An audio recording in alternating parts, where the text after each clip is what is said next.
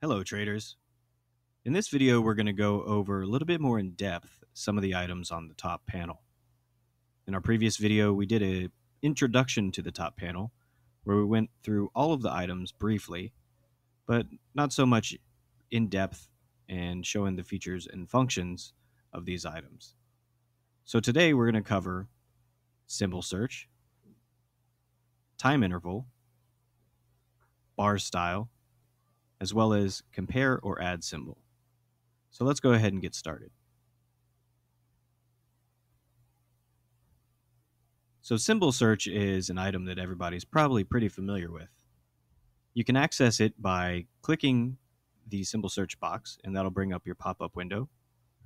Or you just start to type in on the chart, and that'll bring up the pop-up window as well.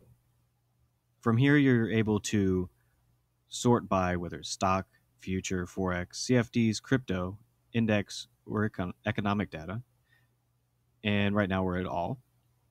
And then actually next to this, you could see a tick box with an exchange attached to it. And what that is if you have a exchange that you've logged into that's integrated with TradingView, you can just choose that and it'll bring up all the instruments under that exchange. Now you can also choose your exchange down here by selecting a specific exchange. Right now we have NASDAQ selected. But we could go up here to all exchanges, and that'll show all the exchanges that are associated with what we're searching for. One of the lesser known features probably of the symbol box or symbol search box here is the ability to create spread charts. And you have these different operators here that you can choose. So let's say that you want to create a small direct index of assets that you hold. And let's go ahead and make this, say, Apple plus Tesla plus, say, Microsoft plus Bitcoin. And what we're going to do now is actually select the specific exchanges that we want. So right now we're under Bitcoin. I'm going to choose that. Click on Microsoft. We'll choose NASDAQ. And we'll do the same for Tesla and Apple. From here, you just hit enter. And now it charts basically a small index that you've just created.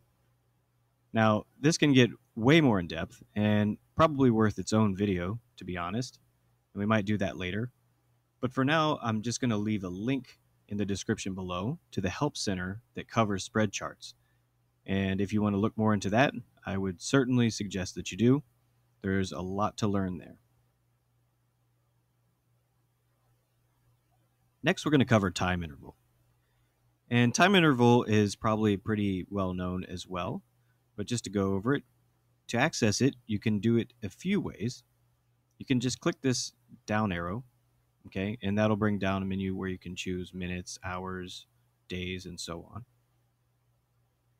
You can also have these favorited, have your times favorited, and they will show up in the top panel. You can just choose them from here.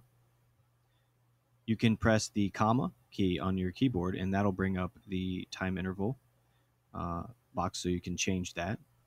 Or you can simply just start typing onto the keyboard. 1 would be 1 minute, 1D would be 1 day, 1H would be 1 hour, and so on. And that will allow you to change your time interval. Say we can take this to 1 week. So again, if you want to favorite these, just go to the specific drop down and say choose a 5-minute, favorite that, and that'll show up here. Now if there's a time interval that you want to create yourself, you could come down here and say do a 20-minute, hit add, and that goes up here. Then you can favorite that. And of course we can remove it by clicking the remove button.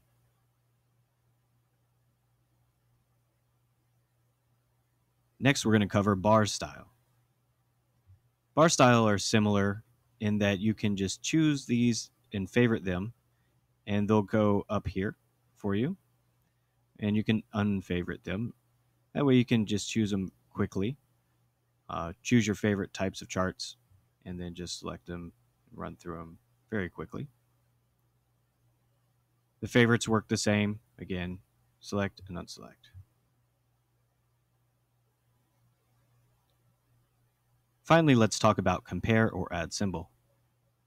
When this is chosen, it allows you to compare or add a symbol to a chart.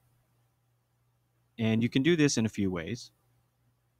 We can put it on either the same percentage scale, which will put one percentage scale right here and have both instruments on that. A new price scale, which will put a new price scale to the right of the current one, or a new pane. So for this, we're going to go ahead and do a new price scale. And you can see it's brought up the price scale for the S&P to the right, and then the price scale for our index that we created to the left. And then you can take a look at these two charts on the same panel here and compare them however you like. Go delete this and do one more, and let's do this on a new pane. New pane, it brings it up into a pane below the current one. And of course that can be moved up or down as you would like. And that covers everything for this video.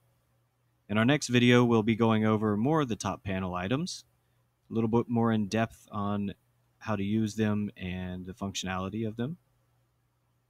If you have any suggestions, questions, or comments, please leave them in the comment section below. And I'll be leaving links to the Help Center for some of the items that we covered today as well. Thank you everybody for watching, and as always, have a great trading day.